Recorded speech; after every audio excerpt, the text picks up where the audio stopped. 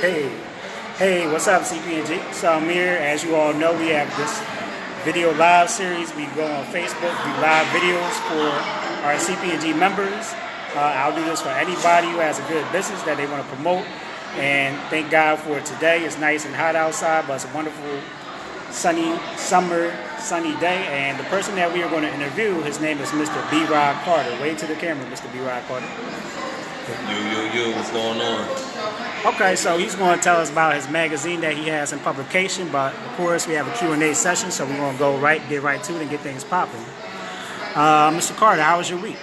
My week's actually been pretty dope, man. I took an extended staycation in the crib longer than I anticipated. Spent more money than I anticipated.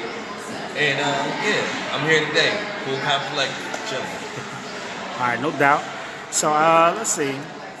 All right, so we're here with the CEO and founder. What's up, Lawrence? Here with the CEO and founder of the Maincoursephl magazine, Mr. B. Rod Carter. Now, before we get into the magazine and the main endeavor, let's talk a little bit about your background and your experience at HBCU, Lincoln University.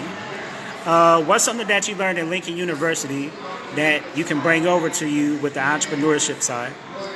I learned at Lincoln that I was a square and that I wasn't actually living. I had inherited somebody else's teachings. I had inherited somebody else's headspace about how I need to live and how I need to be. So I used those 5 years in Lincoln University to begin to understand myself. Who am I beyond these constraints, these moral values and principles that my family have given me? So to answer your question, don't live in anybody else's dogma. Don't live in anybody else's headspace of what they think that you should be doing at that time. Live in the heat of the moment. Live in the heat of the times. You know, as an entrepreneur, you don't have the luxury of staying the same form. We have to be like water. Whatever is going on, we accommodate for the environment and we keep it moving. Fortitude, not living in somebody else's dogma. Okay, that's what's up. Do you keep in contact with any of the professors over there? Absolutely, I keep in contact. I have a number of professors from Lincoln University that I keep in contact with, but the two, my graphic design teacher and my remedial arts teacher, he was the one that helped me to understand how I needed to structure my writing, which then propelled me to get into what I'm doing today with Maincourse. Okay, so now regarding Maincourse Philadelphia magazine, what are the events that led up to the magazine and you producing it? Like, was it a niche that wasn't being fed to the public, or was it something out the blue? Originally, Maincourse was grounded in the idea of defiance, people telling me that I couldn't do stuff, and so that's one. And then the second thing was I had a passion for talking about things that were going on in Philadelphia. At the time, I felt like young people weren't given an adequate voice. So my thing was, instead of feeling like that, I'm going to create that platform and that space for us to have the adequate voice. There was no longer being talked down from the top. We're going to speak up. We're going to let people know what's going on and how we can get involved. So those are the situations that led up to essentially the formation of the thing. Okay, well, that's what's up. Well, now that you touched on Maincourse, describe Maincourse Philadelphia magazine in a nutshell. Maincourse Philadelphia is our arts and entertainment lifestyle magazine. We cover everything that the top of the mountain is. So fashion, music, art, film, food, gaming, politics from a very humane, I don't really know about headspace perspective. Esports, and then also humanizing elements of business. That's Maincourse in a nutshell. Okay. And the things that are out there, like what are some of the nodes or the operations or systems that people can contact or connect with the magazine or actually find it or read it?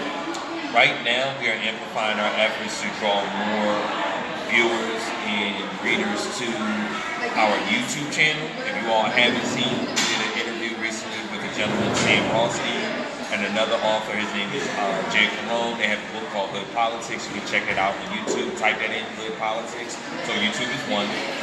Twitch is something that we're working on, Twitch.tv. And then we also have social media and our website. So we have common forms of communication for people to get involved. Okay.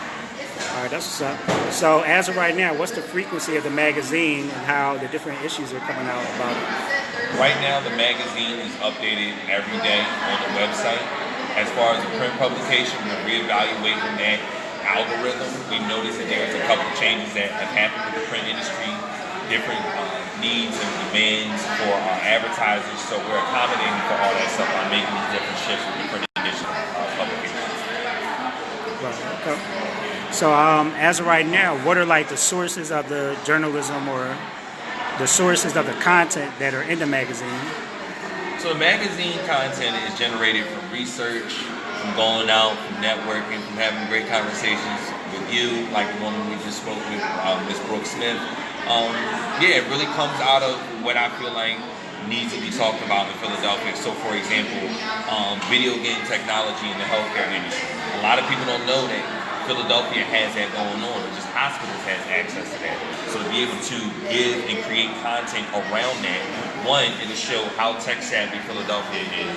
Two, it'll show opportunities that we have to pour into creating more job opportunities for young people. Not here in just Philadelphia, but to also eliminate us from being the largest poorest city in the nation. Okay. And from the past issues, and I think I have one of the very first copies, what is the feedback that you have been getting from the people who have been looking at the magazine? So I've gotten two types of feedback. I've gotten feedback where people like the design, they like the presentation of Maincourse, and that's a given. I expect to get that. The other type of criticism that we receive is, what is it that we need to change, what is it that we need to accommodate for or think about? So we receive mixed reviews, not mixed reviews in a bad way, mixed reviews in a constructive way. Anybody that has seen Maincourse, if you've seen it from 2013 to 2019, we have and continue to get better because I take the criticism and the opinions, the ideas that people provide me very seriously. Okay. Now, I know you're a bit of a movie buff, and just knowing you personally, I know you know about movies and comics and everything like that. Denzel Washington said in one of his movies, it's definitely a significance in the power of writing. By you being like a writer and behind the magazine, what's something that makes somebody a good writer? Intention. I feel like intention makes a writer really good. When I sit down and I think about everything I'm going to write, I think about how I want my readers to feel. I think about the word choice that I'm using. I'm thinking about how well I'm articulating myself, how well I'm being relatable to them. So those are some of the things that come about. Definitely intention, word choice, and relevance. How well you connect with your audience. And even if you don't know this audience, what example can you throw out there that'll cause that ripple effect to be like, for people to be like, you know what, I got you, I'm with it. Let's go along for this ride. Let's see what you're talking about. And as of right now, do you have like a team helping you out with Maincourse, or like what is like the staff and everything like that? We got squad goals, man. Right now, Maincourse has a team of 10 people. We're in the process of bringing on board interns. I have an intern opportunity for our assistant editor, our assistant webmaster, assistant editor, and social media manager. Those are the positions that we have right now. Writers, photographers, even people beyond it that help keep me sound and just keep my emotions together so I don't make the wrong business choice. Oh, that's cool. So, okay, that's cool. So, are you looking for any type of help right now, like regarding internships or anything? Yeah. So right now, filling in positions for the internships. We're looking for sponsorship opportunities, partnership opportunities. When I say sponsors, really people that help us with food, resources, with marketing, and we can talk about those details later. Also with partnerships, if you want to form Voltron with me, let's go. I'm all with it, you know what I mean? I'll bring the dinosaurs, okay? But yeah, I'm all about teamwork. I understand what it means to practice group economics, so this is my olive branch that I'm extending. If you try to make money, you really willing to put your money where your mouth is, come holler at me. I'm bringing the print, marketing, and the advertising. You bring your piece, and we're going to form Voltron. Well, I noticed that it's definitely good content inside the magazine and everything like that. What is something that people can do to like support you, like regarding the magazine's growth? People can share the content. They can talk about the content. They can make suggestions about the type of content that they want to see. That's really just it. I mean, we read to understand and experience. I guess the one thing I know that I can do is be more transparent about the things that we need to be talking about. Do you think main course tackles like hard issues that other people try to stay away from? Not as of late. I'm very wary in particular about the way that main course is perceived. But I have addressed a way of touching on hard topics without jeopardizing the brand or jeopardizing people in there.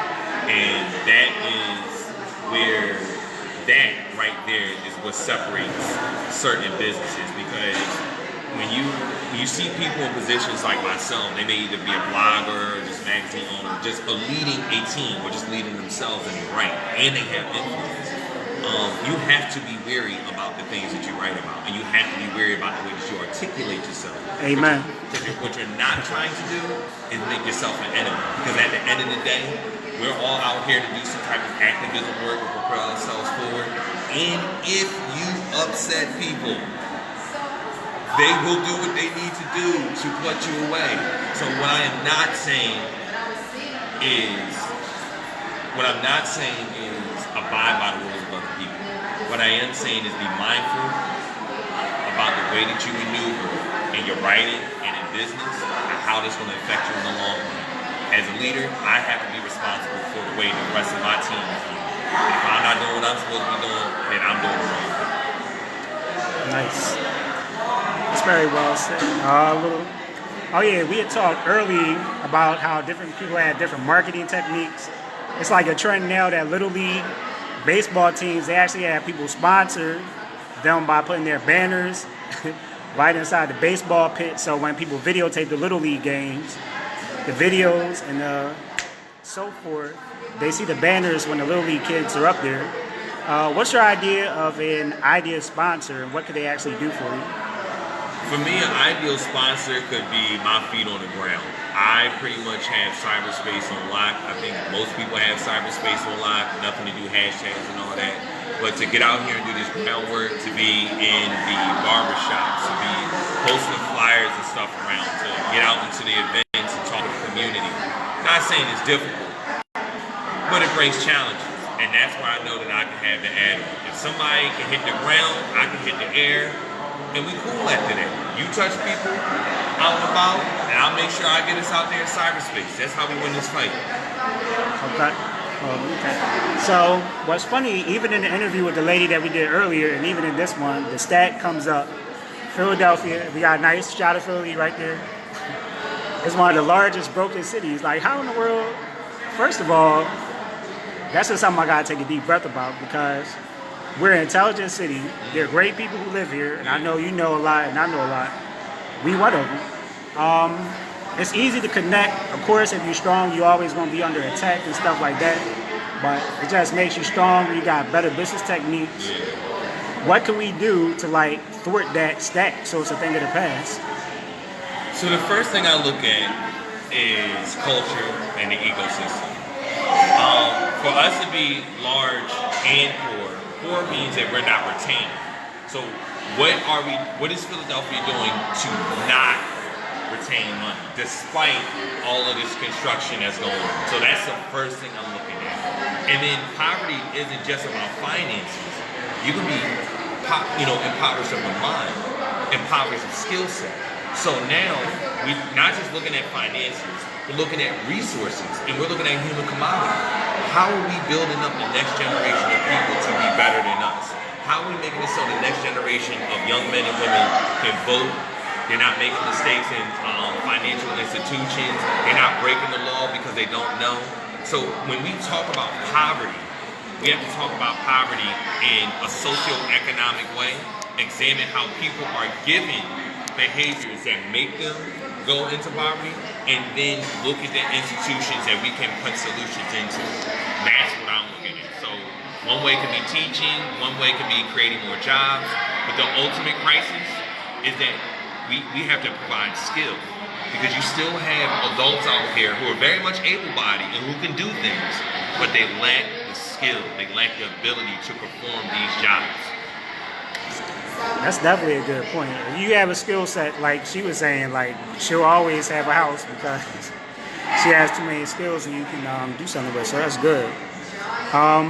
So you know what's funny? Sometimes being an entrepreneur and a business person, sometimes you can have a tendency to overlook like what the definition is because you're always doing it. But I was just doing some research and it says the definition of a business is a person's, their regular occupation, their profession or trade, and digging a little bit deeper, the practice of making one's living by engaging in entrepreneurship and commerce.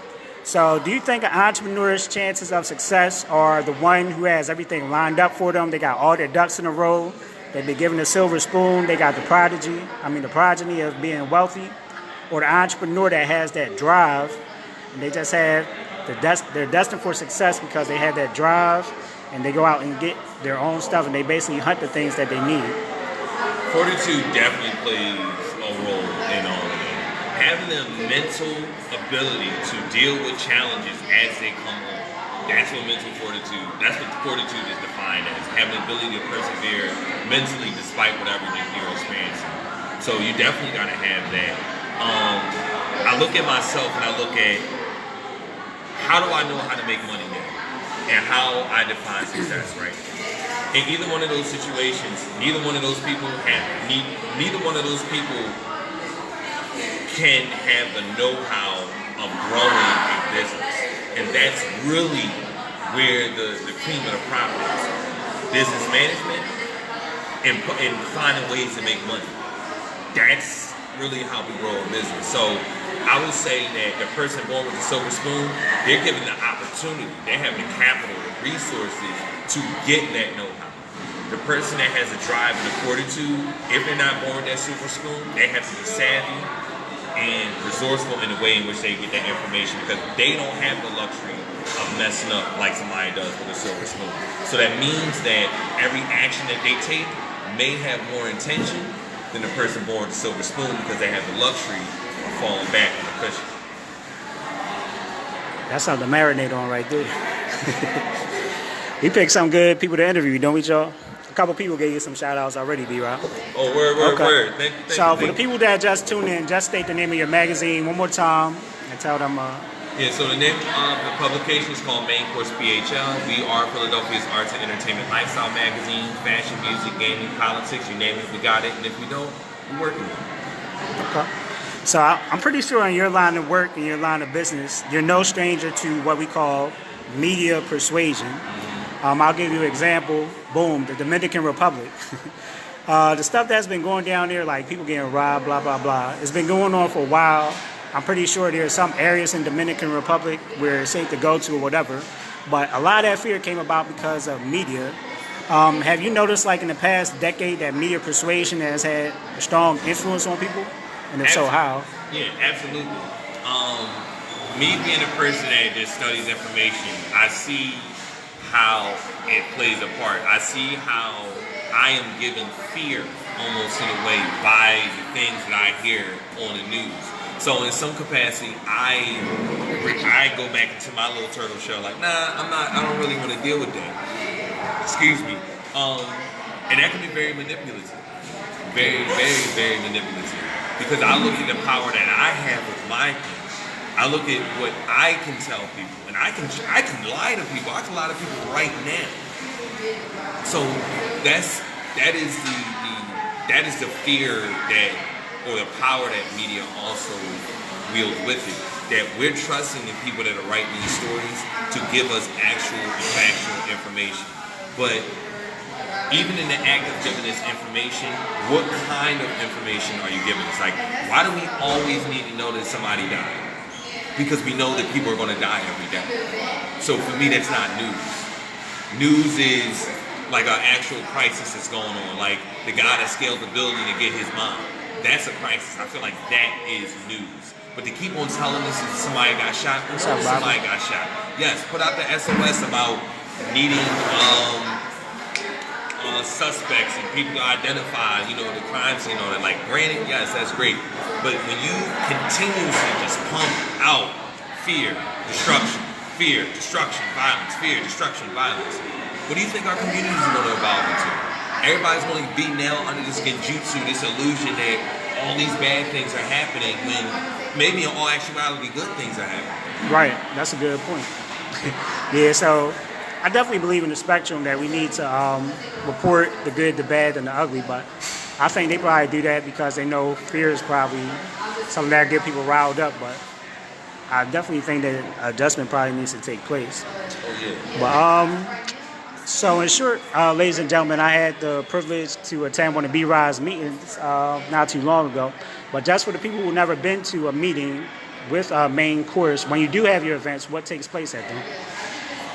Man, what doesn't take place? Well, nobody starves at my events. We're just gonna put that out there. You know, Main Course. Yeah, shout out to your sister, man. Shout out to your sister. Yeah, I definitely gotta shout my sister out. Yeah, Maya. Definitely gonna be the plug for her because that's my baby girl. She does hair, she does lashes, she does drinks, she does food, catering, decorations. I mean, whatever you need, she possibly got it. And if not, I got it. And if neither one of us got it, we gonna find the plug because we are the plug. But yeah, that's my sister. Anything you need, she got it. Hey, Ebony. Yeah, what was the original question? Oh, no, it's cool. So, just to reiterate, what takes place during the Main Course Philadelphia event? So the events that we've had so far, I've had an invite-only event that you've been to where we talk about the projects that we're going to activate with the Main Course. So I can tell you that we have done parties, we have done get-togethers. Like I said, people will start. Moving forward, we have a block party that we want to do on August 17th. We're just waiting to get the finalization of the paperwork. We have a video game circuit that we're working on. I can't give you all too many details about that. And we have a fundraising campaign. So it's we have a number of things that are coming up, but the consistent theme and feeling and quality that we keep with the events, presentations, food, atmosphere, and you're going to be built up. I'm not inviting people that don't want to enhance themselves. So they're just going to be gushing information. It's just going to be really up to you to decide what guys you want to go to. Okay. Shout out to Mika Jenkins, actress Aisha Saran, Mama Chris. We could talk like 2 hours. Right. 2 hours about her. Shout out Imhotep. I know you know about that. Yeah.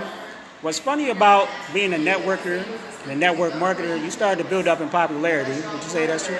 So, how does one deal with the growth of like being an entrepreneur and starting to be not like I don't know how to describe it, like borderline celebrity? How do you deal with the recognition without it getting to your head?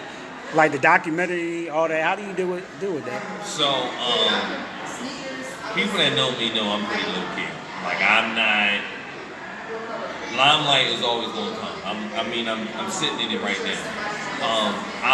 That's not why I'm out here. And when you start getting sucked into that, you start getting sucked into the cloud and all the attention, then that's when you start simming away. Arrogance. Yeah. In some capacity, I'm very much arrogant. I would definitely say that. But I'm arrogant in a space where I'm not me. It's never like that. I'm arrogant in the idea that I gotta get us to the finish line. I gotta get us over here. I gotta get this work done. This stuff has to get done. So the cloud and the documentary and all the shiny stuff, that's a byproduct of my actions. The legend is a byproduct of the action that I'm taking, my team is taking. So it don't get to my head because I ain't nowhere yet. I ain't really did nothing yet. Being in the Meek documentary, cool. I'm in it. What am I doing beyond that? And that's the question I'm always answering. I'm always building my portfolio. So how do you prevent the clout and the newfound attention from getting to your head? Reduce yourself to level 1. Build yourself up and reduce yourself. Build yourself up and reduce yourself. Keep bringing yourself back to why you started doing the work that you was doing. None of that matters. Because at the end of the day, you're just getting out there. That's a byproduct of the great work that you're going to continue to do. Okay. Bam, you got the magazine Main Course Philadelphia. What's it, July 20th? Yeah. what are Maincourse's main goals right now, and how do you keep your team focused on them as a leader? So I keep my team focused by definitely relying on them. I can say from when I started Maincourse till now, there's been a very, very In 2013, right? yeah, very strenuous form of growth. I just got done telling one of my mentors that I hadn't recognized that I was still growing up as I was building myself as a professional. And I don't think a lot of other entrepreneurs are doing it. They're not recognizing that they have to grow up as they continue to age as an entrepreneur. So management, emotions, living with certain decisions that I have to make. Feel like certain things mean, like understanding your moral ethos. There's a lot that goes into being a better entrepreneur. So being a man, being a black man that doesn't like to fight, and all, like you have to understand how you move, how you operate, what it is that you need to work on, and then have those coping mechanisms for when you experience trauma. Because you will experience trauma. And how do you bounce back? Your brother dies. You can't drop everything the next day like I did. What are you doing to keep yourself focused? Your grandma gets sick. I don't have the luxury of being all over the place emotionally. What am I doing to keep myself level-headed? Am I going for a walk? Am I getting a drink? What are you doing to keep yourself focused? And to keep my team together, separate management. We talk about information technology, Excel. Finding people that can facilitate the roles that I need. Calling them, being transparent, letting them know, like, yo, I need you right now. Before they even join the team, you let them know what it's going to be before they get involved. So it's a lot of, I'm not going to say conditioning, but that know-how that I said before. You got to be around people that want to let you in, that want to give you or help you understand the know-how of being a better professional. Okay. Well, no, that's cool. I like the hat, by the way. Thank you. And speaking of hats, you're a man of many hats. So, what other, besides Maincourse, and we'll just touch on it a little bit because it's all about Maincourse, what other business ventures do you do? Not too many other things. I know that, right now, like my hustle is just involved like data, like document. Are you working with the kids? With the yeah. So So for those that don't know, my career goal is to be the world's first video game therapist. And if not first, just be a video game therapist. Best. And I want to open up the world's first therapeutic video game company here in the city. So right now, I am a teacher where I get to exercise the life lessons that I've learned from doing my magazine. And I can tie a little bit of my research in video game therapy into it. And just being able to exercise all that knowledge, I have been able to highlight where I've gone wrong in my entrepreneurial journey, like management, accountability, being able to create instruction and being able to deliver instruction. I've been amplified and refined as a leader simply from choosing to endure 1 year of teaching. And the skill acquisition that I study within my research, I'm a product of it. Shoot, that's what's up. Video game was funny. We about to go to a video game tournament too. Have you ever hosted video game tournaments? Is that something that you want to keep pursuing, or? Yeah, definitely. For me, video games is a means to saving the youth of Philadelphia, and I feel like saving the youth of the future. A lot of people don't understand the behavioral byproduct that comes from video games, at least the positive behavioral byproduct, from pattern recognition to critical thinking to increasing reaction time. All these things are very much important when it comes to being an entrepreneur, because even with chess, I know that when I play chess, I'm trying to get the queen. So I have to figure out how I'm going to get that queen and what variables play a part in it. Like, for example, Dragon Ball Fighter Z, you might have to keep track of 10 variables in an interaction of those 10 variables. But business is the same thing, because you got to keep track of your team. You got to keep track of marketing, advertising, how you doing this, how you doing that. And all of us are very well adept at managing all these different things, but how often do we practice? And that's where video game play comes in. If video games are always challenging you on the number of variables that you need to keep account of and you have to respond in certain situations with either all or some of those variables, you're going to be well adept at the limitations. That's a good point. That's a good point. Right, you're going to start to be able to manipulate them. So, but that's the reason why video games are so important, at least in the future of the young people that we have now. Okay.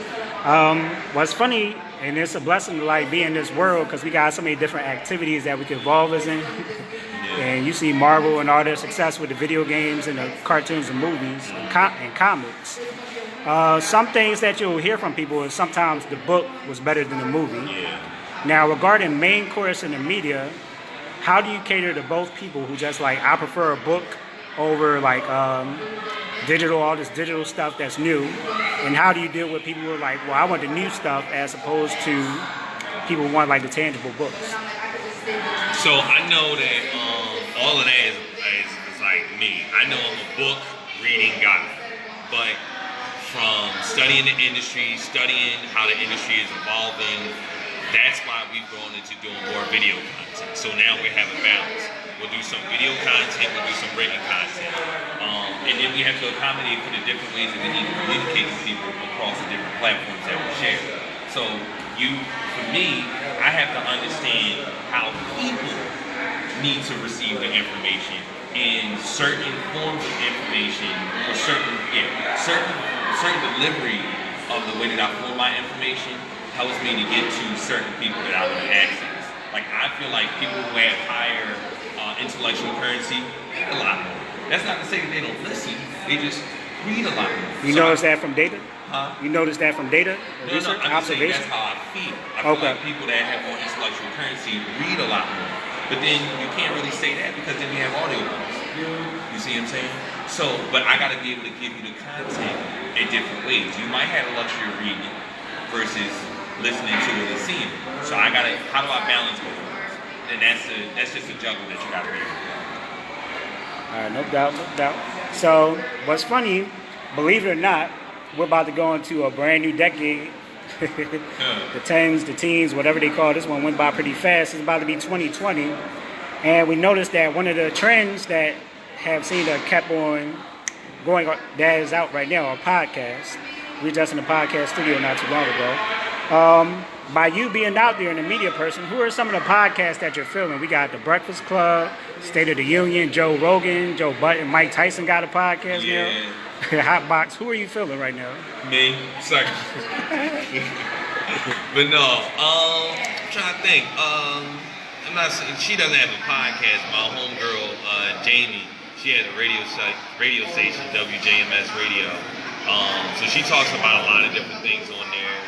As far as podcasts go, I'll be honest, I don't really listen to a lot of podcasts because I'm always focused on my business. But what I have been doing is focus on multitasking. So I can listen to somebody, be reading some other information, and then working on something else. So that is actually something I need to expand on just a little bit more. All right, no doubt, no doubt. It's definitely some crazy interviews out there. So on YouTube, you'll see them. What's an interesting fact or detail about you that people probably wouldn't know? An interesting fact or detail about me that people probably didn't know. I'm trying to think, man. Like a hobby or art form or? I mean, most people know that I wanted to do stand-up comedy. Oh, for real? Yeah, so before all this happened, I was in 6th grade and I said I wanted to be a comedian and I wanted to be an actor. So I couldn't pursue both of those dreams. So what I did was I just merged both of them into main course where I can act and I can present myself to you all whenever I need to take up center stage. Oh, that's what's up. And let's see. Oh, who do you want to give a shout out to right now? I'm going to give a shout out to my students. I'm going to give a shout out to you. I'm going to give a shout out to the Cool People's Networking Group. I'm going to give a shout out to everybody who knows me, everybody who doesn't know me. I'm giving a shout out to the world. I'm giving a shout out to Positive Energy. I'm giving a shout out to everybody, man. I say that because I don't think we do that enough. My thing is, living is a celebration. And you woke up this morning, you got your limbs or whatever condition that you're in, and you're not worse off, you're better off. Okay. I'm glad to be alive, man. I think you should be too. I definitely second that. Okay. Well, at this current moment, ladies and gentlemen, we have a Leo. You a Leo? Roar. We got Leo in the building. My man's birthday coming up. He got a block party. So tell us a little bit about that. And I'm going to stand up for this one. Oh, man. So, so my goal is to have a block party by, August 17th. We're going to have it at Imhotep, but like I said, we're working on the fine details right now. But we are looking for sponsors for food. We're looking for sponsors for marketing. It's going to be an all-day thing. It's going to be the part 2 celebrating my birthday, but then also we're generating donations for Imhotep. So like I said, once we get the fine details together, I can see you all the information, and then I can let you all know how we can help the graduating class at Imhotep, the 10th, 9th, and 11th grades. Well, I would like to thank Mr. B. Rock Carter with his great entrepreneur venture, Maincourse Philadelphia. He's going to tell you right now the outlets that you can find him on, like his website. Right. You can check us out at www.maincoursephl.com or at Maincoursephl on any and every social media platform. LinkedIn, Twitter, Instagram, Facebook. Okay. Well, there you have it, ladies and gentlemen. Another great CPNG interview, Mr. B. Rock Carter. Make sure that you like, share. I would say subscribe, but when we on YouTube, subscribe and get things popping. Maincourse Philly. Yeah.